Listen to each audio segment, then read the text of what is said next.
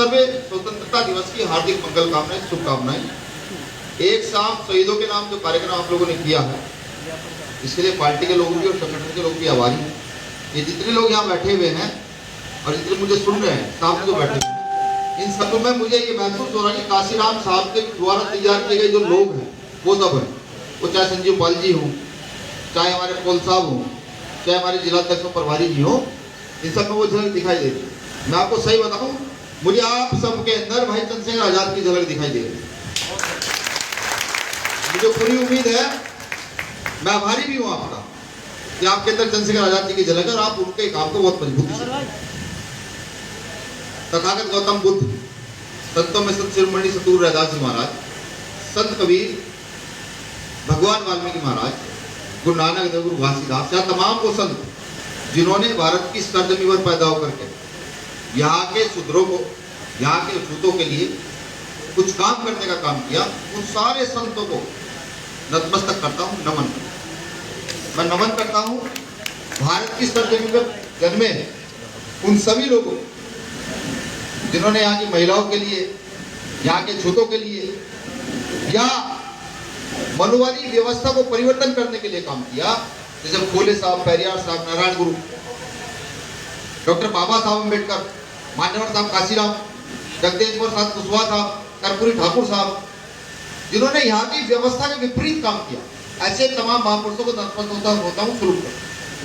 क्योंकि आज एक महत्वपूर्ण दिन है, आज स्वतंत्रता दिवस है। भारत में स्वतंत्रता मिली थी, कुछ लोगों को मिली, कुछ लोगों से मतलब समझिएगा मेरा क्या है। अभी स्त्रियों को स्वतंत्रता नहीं मिली है, क्योंकि मैं अपनी बहन को घर से बाहर नहीं भेज पाता हूँ। कारण है उसका, कारण है मनीषा के साथ जो होता है, निर्भया के साथ जो होता है, जो दिल्ली में भी एक बहन के साथ हुआ, ये कारण है। उनको स्वतंत्रता नहीं मिली। यहाँ स्वतंत्रता किसी को मिली है तो यहाँ की पूंजीपति ताकतों को मिली है। समझते हैं पूंजीपति ताकतें क्या हैं? पूंजीपति ताकतें हैं, कल संजीव पाल जी के पास 10,000 करोड़ का संपत्ति इकट्ठा हो जाए तो फिर संजीव पाल जी जो है पूंजीपति ताकत बन जाते हैं, इनको स्वतंत्रता है। अब क्योंकि आज इनके पास इतना धन नहीं है तो बहुत सारे लोगों की सेवा नहीं कर सकते, तो भी इनकी स्वतंत्रता पर अंकुश है। दूसरा अंकुश इसलिए है कि ये बड़ी व्यवस्था के तहत शूद्र है। फिर भी मैं आप लोगों को बधाई देता हूं स्वतंत्रता दिवस, क्योंकि गोरे अंग्रेज यहां से चले गए और काले अंग्रेजों का राज यहां स्थापित हो गया था। और स्थापित होने के बाद आज भी देश के अंदर मनु समृद्धि को पूरी ताकत से लागू कराने के लिए प्रयास किया था, उसकी बधाई मैं आपको देता हूं। मैंने कहा इस दिन में भी, जहां अनुशासन नहीं होता वहां शासन नहीं होता, ये देखने को मिल रहा। बुरा मत मानिएगा, सही बात है, कड़वी बात है, क्योंकि काशीराम साहब को पढ़ता हूँ, डॉक्टर बाबा साहब अम्बेडकर को, फूले साहब को पढ़ता हूँ, तो मैं रिश्तेदारी नहीं रखना चाहता। आप गलत करेंगे तो गलत सुनेंगे, कुछ नहीं होगा। आप मुझे इतना कह रहे हैं भाई हम आपको सुनना नहीं चाहते, मुझे कोई फर्क नहीं पड़ने वाला। जो लोग 10 मिनट बैठकर सुन नहीं सकते वो शासनकर्ता जमात बन पाएंगे? बताइए। वो किसी भी वर्ग के लोग हो जो 10 मिनट नहीं सुन पाते, वो जीवन में कभी शासनकर्ता जमात नहीं बन पाएंगे। वो सिर्फ सेवक जमात बने रहना चाहते हैं, वो सेवक जमात बने रहना चाहते हैं। काशीराम साहब का मैं एक भाषण पढ़ा था, उसमें उन्होंने कहा कि मुझे भीड़ की जरूरत नहीं है, मुझे भेड़ बकरी की जरूरत नहीं है, मुझे जरूरत है उन लोगों की जो इस बहुजन मूवमेंट को समझते हैं। मुझे जरूरत है उन लोगों की जो बहुजन मूवमेंट को आगे बढ़ा सकते हैं। वो 100 ना हो 200 चल जाएगा। मैं भी ये कहता हूं कि भीम आर्मी को, आजाद समाज पार्टी को भी जरूरत है सबसे पहले उन लोगों की जो मजबूती से मूवमेंट को समझ सकते हैं और आगे की ओर चला सकते हैं। आगे की ओर मूवमेंट चल जाएगा, बहुत अच्छा रहेगा।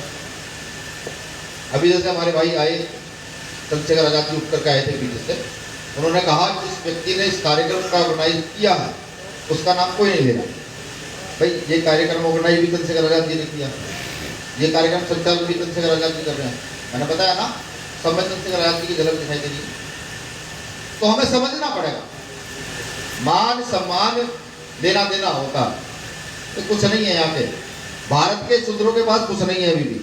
बहुत सारी व्यवस्था जो गिनवा दूंगा आपकी आंखें चौड़ी हो जाएंगी, इतनी बड़ी व्यवस्था और दूर है। क्योंकि आज आजादी का दिन है।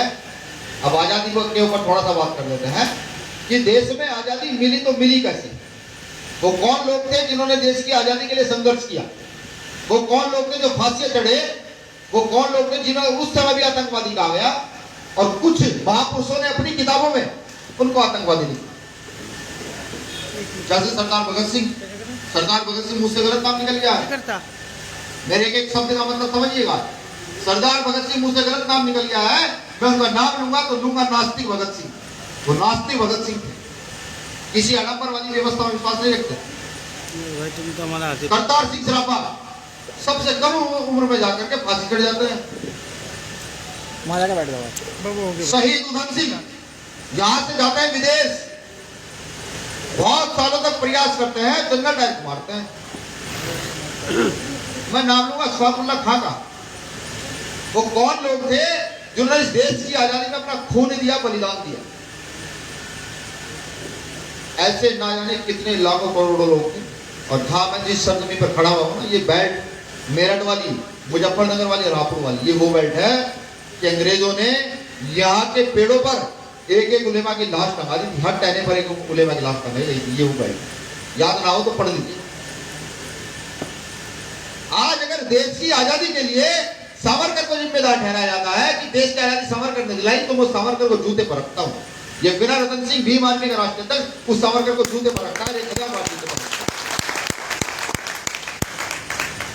मैं आरएसएस की व्यवस्था को नकारता हूं, क्योंकि जिस समय भगत सिंह जेल के अंदर लड़ रहा था, उस समय एक ब्राह्मण जाकर के आरएसएस की तरफ से, अंग्रेजों की तरफ से कोर्ट में दलील पेश करता है, और एक मुसलमान जाकर के भगत सिंह की दलील पेश करता है। तो गद्दार कौन हुआ ये समझ नहीं हुआ। हमें समझना पड़ेगा कि क्या देश के अंदर सिर्फ चंद लोगों ने आजादी दिलवाई है, या सिर्फ चंद लोगों ने अपने घर खोए हैं? नहीं, हमें गद्दार की और देशभक्ति की पहचान करनी पड़ेगी। भारत माता की जय कहने से देश के भक्ति, गद्दार की और भक्ति की पहचान नहीं होगी। जिस प्रकार सन 2014 में सरकार आई, आज हम बेरोजगारी का जो ठीकरा फोड़ते हैं ना, सन 2014 में सरकार आई और 15 में 2 बेरोजगारों ने भीम आर्मी की स्थापना कर दी। एक का नाम चंद्रशेखर आजाद, दूसरे का नाम रतन सिंह, दोनों बेरोजगार, दोनों पोस्ट ग्रेजुएट, पढ़े लिखे, लेकिन क्योंकि बेरोजगारी तो भीम आर्मी की स्थापना कर दी। आज इस सरकार के गले की हड्डी कोई बना हुआ है तो चंद्रशेखर आजाद पहले सरकार के गले के बना है। यानी कि इन्होंने रोजगार छीनने स्टार्ट किए, हमने दूसरा रोजगार स्टार्ट कर दिया मूवमेंट में। लो भाई, हम ये भी कर देंगे। अभी इन्होंने LIC बेची है सर, जो हंगामा हुआ है, LIC बेची है ना, संसद में जबरदस्ती कानून पास करा दिया, LIC बेच दी गई। अब ये सोचिए, जितने ज्यादा बेरोजगार बढ़ेंगे उतने ज्यादा मूवमेंट के लोग बढ़ेंगे। ये बस संघ के लोगों का है, RSS के लोगों कि तुम सारा प्राइवेट करो, हमारी संख्या बढ़ेगी। जब हमारी संख्या बढ़ेगी, लोकतंत्र मजबूत होगा, हमें अपने अंगूठे की ताकत का पता लगेगा।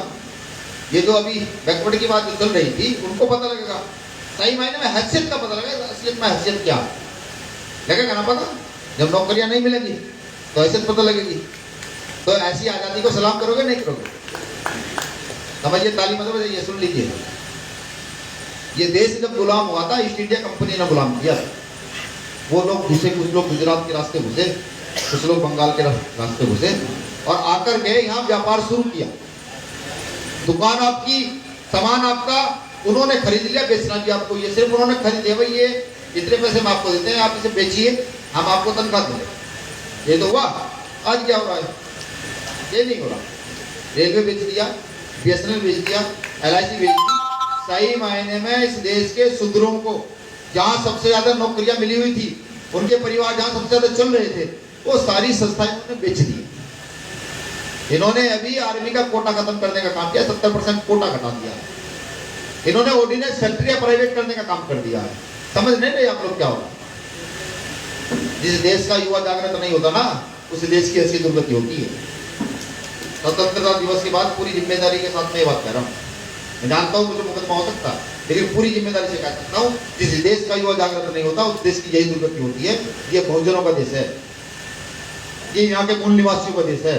और यहाँ का मूल निवासी कोई है तो यहाँ का मुसलमान यहाँ का मूल निवासी है।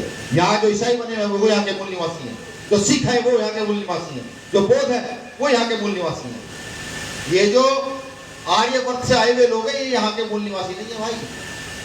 यहाँ की जल जंगल जमीन खोद के आप लोगों ने, हम लोगों ने बिल्डिंगें तैयार की। तो ये तो बताओ मुझे, इस देश की जिम्मेदारी किसके ऊपर है? जब आप यहाँ के मूल निवासी हो, आपके ऊपर देश की जिम्मेदारी है, तो इस जिम्मेदारी को अपने कंधे पर उठाना क्यों नहीं चाहते? कब तक इस जिम्मेदारी को दूसरे कंधों पर डालते रहोगे? कब तक डालोगे?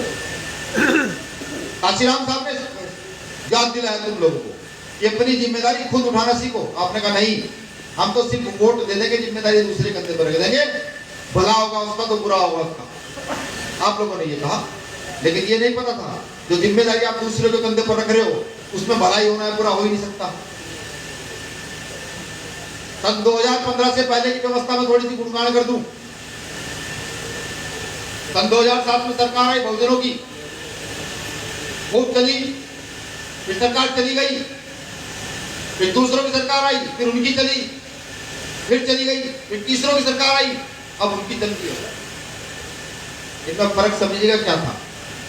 इसमें फर्क ये था, मैं अब सारे भारत के प्रत्येक नागरिक के लिए बात कर रहा हूँ, उसमें फर्क सिर्फ ये था, जब किसी की बेटी का बलात्कार होता था, जब किसी की हत्या होती थी, जब किसी पर झूठा मुकदमा होता था, तो एक ट्रैक्टर ट्रॉली भरकर नेताजी के घर जाया करती थी। मैं झूठ बोलूंगा ना, हाथ उठा के बताइए भैया झूठ बोलने आप। ट्रैक्टर ट्रॉली भरकर नेताजी के घर जाया करती थी, या फिर गाड़ी करके नेताजी के घर 50 लोग जाते थे और हाथ जोड़कर कहते थे, नेताजी हमारी बेटी का बलात्कार हो गया है, हमारा मुकदमा दर्ज नहीं होता, हमारे घर में झगड़ा हो गया है, पड़ोसी ने हमको जाति के नाम पर खूब मारा है, हमारा मुकदमा दर्ज नहीं हो रहा साहब, हमारी जमीन छीन ली गई है सरकारी संरक्षण के तहत, हमारा मुकदमा दर्ज नहीं हो रहा, हमारा मुकदमा दर्ज करा दीजिए। ये व्यवस्था थी सन 2015 से पहले। भीम आर्मी बनी, व्यवस्था बदल दी। अब जरा सी घटना घटित होती है तो नेताजी अपने तरफ लगे हुए कुर्ते पजामे और एसी की फॉर्च्यूनर को छोड़कर भागे भागे जाते हैं। नहीं भाई, भागे भागे चलो कि भीम आर्मी के लोग आ जाएं, अब इन्होंने एक आजाद समाज पार्टी को खड़ी करके वो लोग ना आए। अब नेताजी दौड़े दौड़े जाते हैं। अब ये व्यवस्था भीम आर्मी ने क्या शुरू की? ये व्यवस्था बीजेपी ने लागू कर दी, कांग्रेस ने लागू कर दी, सारी पार्टियों ने लागू कर दी। इन्हें भी काम चलेगा नहीं। ये भीम आर्मी के लोग सारे के सारे पागल लगते हैं। ये कहा जाता है ना, जब कहा जाता था भले तुम पागल हो, ये भीम आर्मी के लोग सारे के सारे पागल लगते हैं कि जब मनीषा वाल्मीकि का रेप होता है, उसकी साथ घटित होती है तो नेता नहीं जागते। 6 दिन के बाद वहां चंद्रशेखर आजाद चले जाते हैं तो बीजेपी के लोगों को पेट में दर्द, कांग्रेस के लोगों के पेट में दर्द, सारी पार्टी के लोगों के पेट में दर्द हो जाता है कि ये एक दलित होने के साथ साथ एक बेटी की लेकर चला। सारे नेता सड़कों पर उतर जाते हैं, त्राही माम मच जाता है पूरे देश के अंदर। पहली बार भारत में बलात्कारियों के पक्ष में महासभा होती है, पहली बार।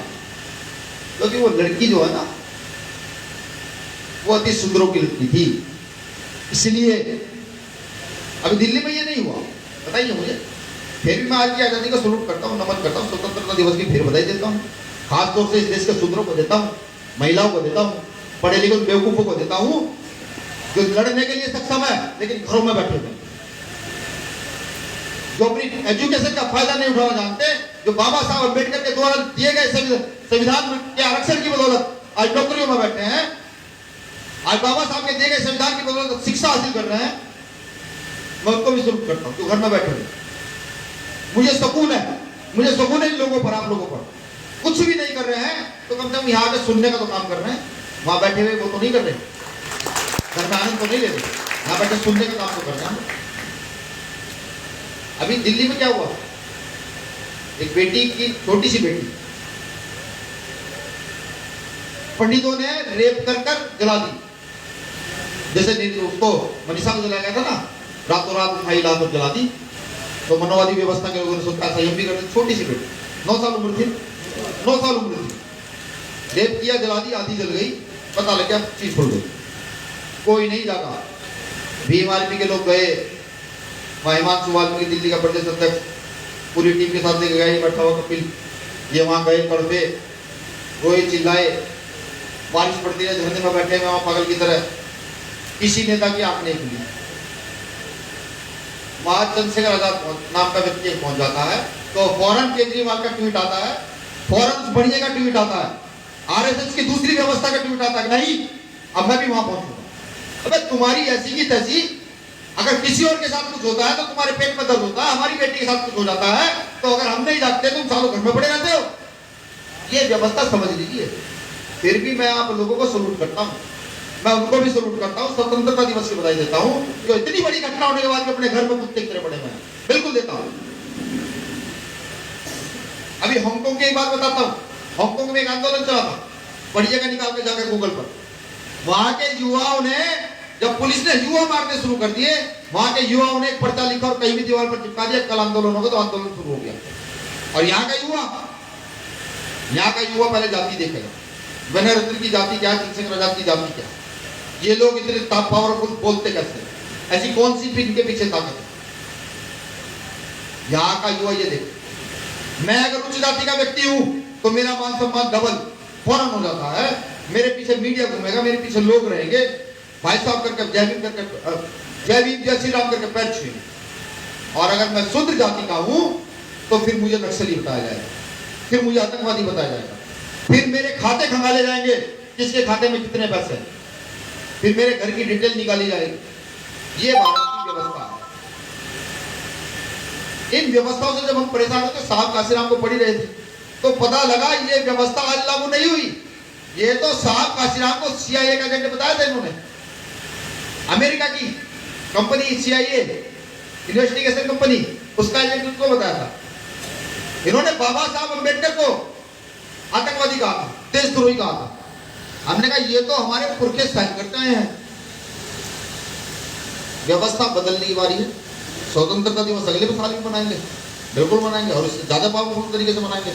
एक शाम शहीदों के नाम मनाएंगे, लेकिन भगत सिंह की आइडियोलॉजी को स्थापित करने के बाद मनाएंगे, चंद्रशेखर आजाद की आइडियोलॉजी को स्थापित करने के बाद मनाएंगे। हम मनाएंगे, बिल्कुल मनाएंगे। अमुदा देवी पासी की आइडियोलॉजी को स्थापित करने के बाद मनाएंगे। हम बाबा साहब अम्बेडकर की आइडियोलॉजी को स्थापित करने के बाद मनाएंगे, बिल्कुल मनाएंगे। हम अपनी शासन सत्ता स्थापित करके मनाएंगे। हम अपनी वो शासन सत्ता जो संविधान में देता, सामाजिक न्याय, राजनीतिक न्याय, आर्थिक न्याय, उसको स्थापित करके मनाएंगे, बिल्कुल मनाएंगे। वो असली स्वतंत्रता होगी। अगर आप ये सोचते हो 500, 1000, 2000, 5000, 10,000 की पर डे की मजदूरी, दिहाड़ी कर, मजदूरी है ये, जो नौकरी कर रहे हैं यहाँ बैठे हो, जैसे मेरे भाई साहब बैठे हैं, राजकुमार जी विद्युत विभाग में अधिकारी हूँ, मेरा एक परिवार रहता है मेरे, और भाई साहब खड़े को दिखा दीजिए तरफ, ये बड़े भाई है, मेरा जन्म मेरठ का ही है। इतनी तनख्वाह होगी, इतनी तनख्वाह लेकर हम लोग ये सोच पड़े हैं नहीं मेरा परिवार खत्म हो गया। समझिए, ये जो झुग्गी झोपड़ियां पड़ी है रस्तों में, देखते झुग्गी झोपड़ी जाते हुए, वो भी आपके परिवार के लोग हैं। मैं झूठ बोल रहा हूँ, DNA टेस्ट करा लीजिए मेरा। अगर DNA टेस्ट में सही ना निकला ना तो आपका सर मारा, सीधी बात। जगाने के लिए गिर रहे हैं, लोगों को जगाना चाहते हैं, बहकाना नहीं चाहते। यही भीम आर्मी की असली क्वालिटी है। जो लोग जागेगा वो साथ रहेगा, और जो लोग भागेगा वो कभी साथ नहीं रहेगा। कितना है चुका है। कुछ लोगों ने ऑब्जेक्शन कर दिया, भीम आर्मी उल्टे सीधे काम करती है, अगर तुम हमारे लोगों को पीटोगे तो वे मुकदमा तो दर्ज कराएंगे साहब, बिल्कुल कराएंगे। कॉन्स्टिट्यूशन आजादी देता है, मुझे यहाँ खड़े होकर बोलने का आजादी आर्टिकल 19 दे रहा है। मुझे किसी ईश्वर ने नहीं दी, ना किसी के बाप की दी हुई है। ये मेरे बाप डॉक्टर बाबा साहब अम्बेडकर की आजादी दी हुई है कि मैं यहाँ खड़ा होकर खूब चीख चीख के बोलूँ, आज स्वतंत्रता दिवस के दिन बोलूँ। अगर मनुस्मृति लागू हो जाएगी, और ये तो वो शहर है जहाँ पर मनुस्मृति आधारित कोर्ट भी स्थापित हो गया है जानकारी? कितने लोगों को जानकारी? मनुस्मृति आधारित कोर्ट स्थापित हो गया, ये तो वो शहर है। तो जब तक मेरे बाप का संविधान जिंदा है तो मेरे जैसे लोग है ना चीज करेंगे, चिल्ला करेंगे, छोटे बड़े बड़े करेंगे। ये संजीव पाली का सोचता है, बैकवर्ड है। कल मनुस्मृति कोर्ट अगर स्थापित हो जाए और यहाँ मनुस्मृति स्थापित हो जाए तो इनकी हैसियतें बोल जाएंगी, जीभ काटी जाएगी, सर कान में शीशा पिघला कर डाल दिया जाएगा। तो समझिए व्यवस्था कहाँ जा रही है। हमारा काम है व्यवस्था को न्याय की ओर लेकर के जाना, समानता की ओर लेकर के जाना, दूसरे के साथ अन्याय करना नहीं। ये भी नहीं कि कल हम ताकत में तो उसके साथ अन्याय करना। उनको सिखाना कि न्याय और समानता क्या है, खुद को महसूस कराना न्याय और समानता क्या है। तब मजा आएगा स्वतंत्रता दिवस की बधाई देने, तब आएगा मजा। आज देश की सफाई करने वाला व्यक्ति, समझते सफाई करने वाला व्यक्ति, उससे ज्यादा काम कोई देश में नहीं करता। सुबह उठते हैं 4 बजे, 4 बजे उठते हैं ना सब, 4 बजे उठते हैं, 4 बजे उठ जाते हैं, सड़कें साफ करते हैं, गटर साफ करते हैं, किसी का पाइप बंद हो गया उसे साफ करते हैं, लैट्रिन के गटरों में घुस घुस के करते हैं। मेरे परिवार के लोग करते हैं। इस समय सोने का और नाश्ते का समय होता है ना, उस समय वो देश की सफाई कर देते हैं, पूरे देश 9-10 बजे तक पूरे देश में घूम कर देख लिया। ठेकेदारी व्यवस्था के तहत इतना बड़ा शोषण उनका है कि किसी की तनख्वाह 5,000 और किसी की 6,000। जो सुबह उठ जाते हो 4 बजे 10 बजे तक काम करते हो और फिर 3 बजे लगकर रात के 10 बजे तक काम करते हैं, उनकी तनख्वाह 6,000 रुपये। और एक दिन अगर हम सफाई करें ना, क्या होगा? क्या देश में स्वतंत्रता दिवस मनाया जा सकता है? कौन करेगा इसकी बात? जो वहां बैठे हुए लोग हैं ना, जिनको आदत पड़ गई है एसी की, जिनको आदत पड़ गई है इसकी, वो नहीं कर पाए।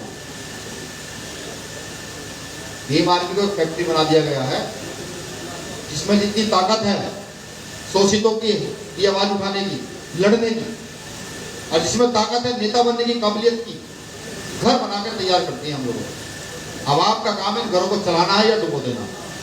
अगर इन घरों को चलाना है, लड़ना है अधिकारों के लिए और पता करना है कि ये जो ओबीसी आरक्षण लागू किया गया था सन 1992 में मंडल कमीशन के तहत, ये किसी के बाप की देन नहीं था।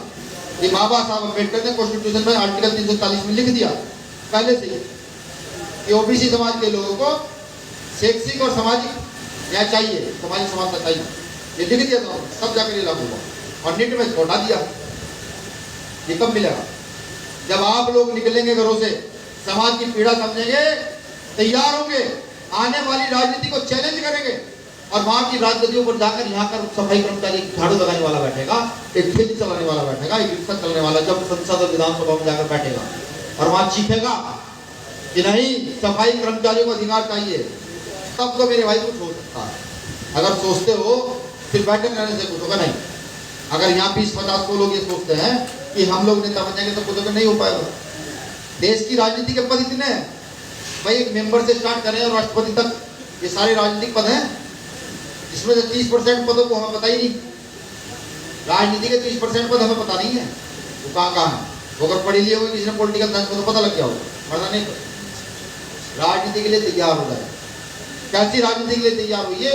पूंजीवादी राजनीति के लिए नहीं, एक अच्छी राजनीति के लिए जो साहब काशीराम साहब ने इस देश में स्टार्ट की, उसके लिए तैयार हो जाइए और लड़ने की क्षमता पैदा की।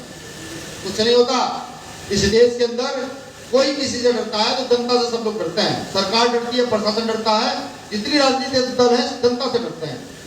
चंद्रशेखर आजाद तो अकेला व्यक्ति है, तो डरे कोई उससे, लेकिन उसके पीछे जो लोगों का कारवा खड़ा हुआ है ना, उससे सरकार को डर है। तो अकेला आदमी है, क्यों डरे इससे?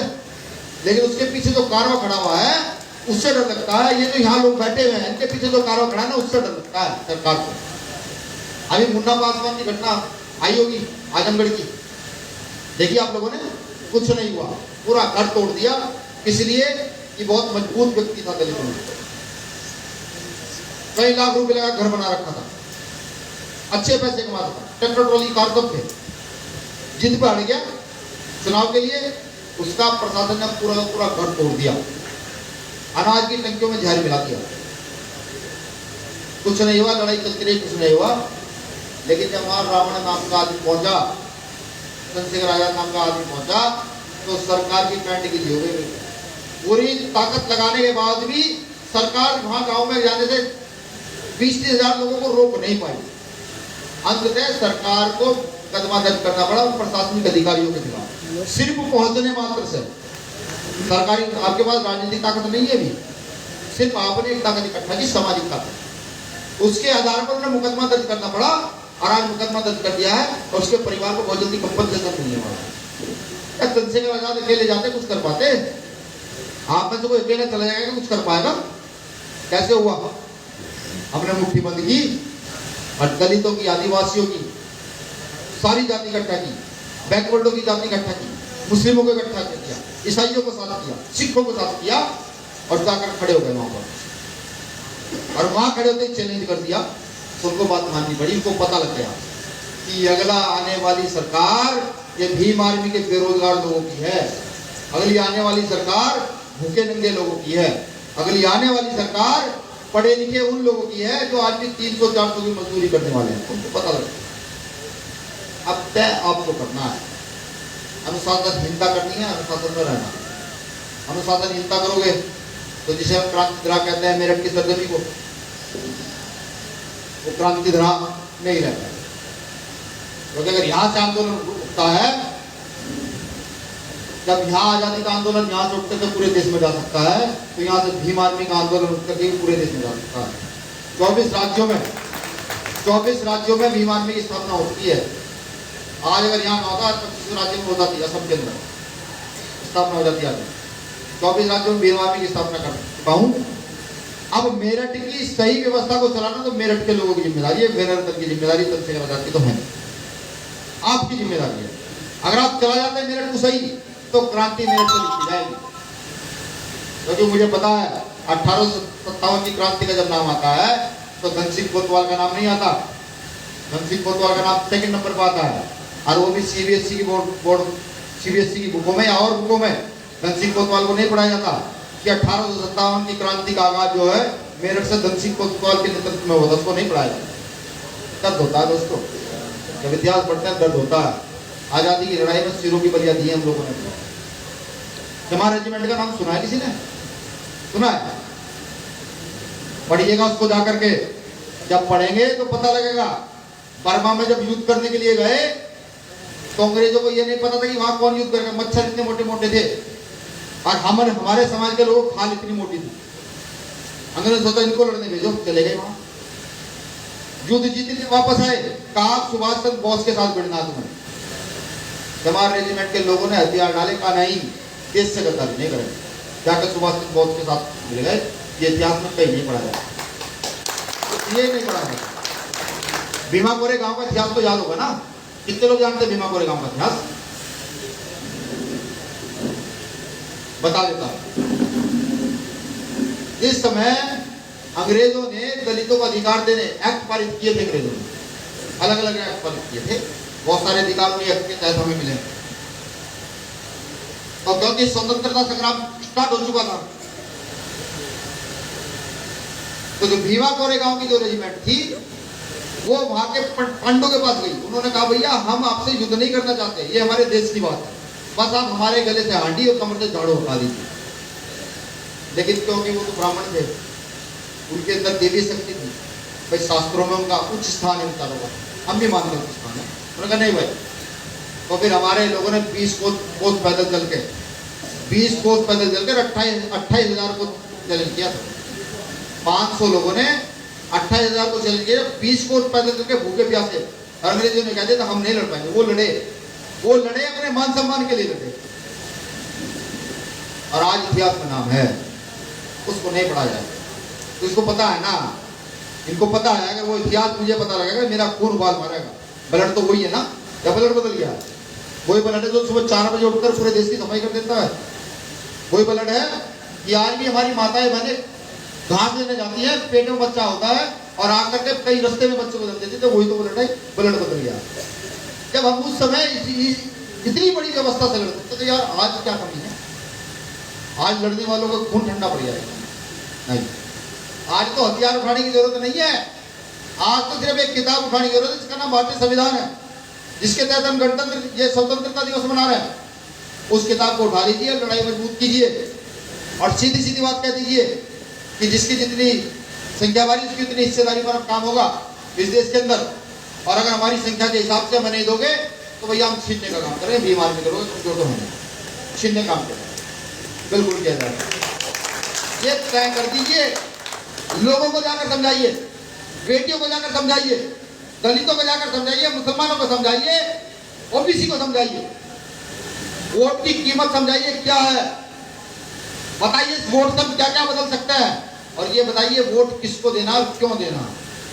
जिसके मन में दर्द है देश के प्रति 1% भी, जो चाहता है कि देश इस विश्व में विश्व शक्ति बने, उसको बताइए कि अगर आप ऐसा चाहते हैं तो ये वोट आप भीम आर्मी के कहने से एक बार दे दीजिए, एक बार दे दीजिए, फिर देखिए देश की शक्ति क्यों नहीं।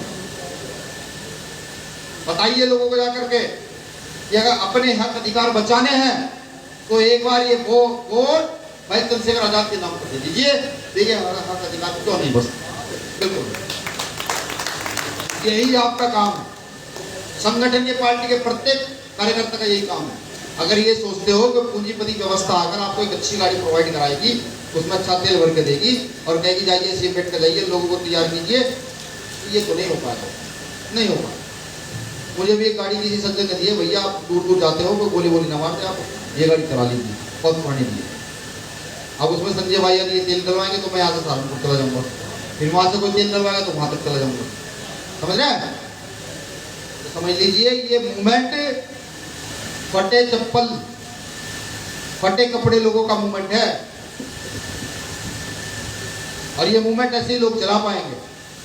तो तैयारी कीजिए अगले स्वतंत्रता दिवस मनाने की, तैयारी कीजिए इस देश में वाकई स्वतंत्रता हमारी बेटियां महसूस करें उसकी, तैयारी कीजिए वाकई हमारा अधिकारी कर्मचारी वर्ग बैठा हुआ अपने हक अधिकार से काम कर सके, उसकी तैयारी कीजिए। फिर स्वतंत्रता दिवस और मजबूती के साथ मनाएंगे। मेरी ओर से आपको पुनः स्वतंत्रता दिवस की बधाई, और न मानो सब क्रांतिकारी शूरवीरों को जिन्होंने इस देश की आज़ादी के लिए अपने प्राणों की आहुति दी है, या जिसने देश की आज़ादी के लिए रत्ता भर भी काम किया है। मैं ये भी जानता हूँ कि मेरे परिवार के लोगों ने इस देश की आज़ादी में सबसे बड़ा काम किया है, वो चाहे बैकवर्ड के लोग हों, वो चाहे मुस्लिम हों, चाहे दलित और आप लोगों का शुक्रगुजार हूँ। चल जाएंगे तो अपनी बात खत्म कर दूँगा। साथियों, हम तो फकीरी मिजाज रखते हैं, अपनी ठोकरों में रखते हैं। बहुत दिनों में मैं लाइव बोल रहा हूँ, मेरे याद आ गई, मुझे लगता है बोल ये वो लोग भी सुने जो लोग यहाँ से उठ के बार बार जा रहे हैं। साथियों, हम तो फकीरी मिजाज रखते हैं, अपनी ठोकरों में ताज रखते हैं। भीम आर्मी के लोग कल की परवाह नहीं करते दोस्तों, भीम आर्मी के लोग तो अपनी मुट्ठी में आ रखते हैं, अपनी मुट्ठी में आ रखते हैं। 75वें स्वतंत्रता दिवस की मेरी ओर से भीम आर्मी टीम की ओर से मोर्चा आजाद समाज पार्टी की ओर से पूरे देश को हार्दिक बधाई मंगल कामनाएं। जय भीम, जय भीम आर्मी, जय आजाद समाज पार्टी, जय संविधान। अच्छा, हमारे 30 भाई जो हैं, अभी हमारे जिलाते की बता रहे 30 वाल्मीकि समाज के लोग भीम आर्मी ज्वाइन करना चाहते हैं, वो बिना नाम लिए उठ जाए बस। आइए, एक निवेदन और है मेरा यहाँ मंच पर बैठे सभी लोगों से, भाई मैं आऊँगा चंद्रशेखर आजाद जी आए, कोई हमारा सीनियर